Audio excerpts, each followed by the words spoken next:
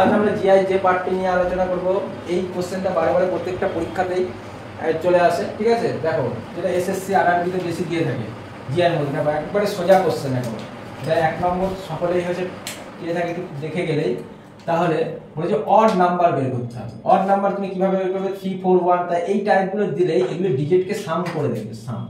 অর্থাৎ 3 + 4 + 1 কত হলো? 8।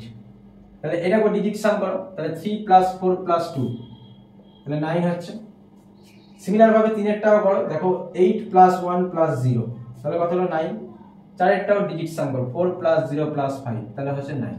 ক্লিয়ার? এবার তোমরা এখানে দেখতেই পাচ্ছ যে হলো 8 এসছে, 9 এসছে, 9 এসছে, তাহলে এর মধ্যে 8 হলো জোড় সংখ্যা অর্থাৎ ইভেন নাম্বার, এটা ইভেন নাম্বার। আর 9 9 9 এগুলি সব হচ্ছে অড নাম্বার, আছে অড নাম্বার। সুতরাং হচ্ছে অড নাম্বার, অড জিজ্ঞাসা করেছে, তাহলে অড নাম্বার কি হবে? তোমরা দেখে জোড় যেটা হবে সেটা, তাহলে জোড় কোনটা দেছে, তাহলে এটা তোমার হচ্ছে রাইট অ্যানসার হবে, রাইট অ্যানসার। ক্লিয়ার? এটা হবে রাইট অ্যানসার। এই ছিল হলো বিষয়। এটা খুবই সোজা একটা জিনিস দিয়ে থাকে, তোমরা ভালো করে দেখে নিও।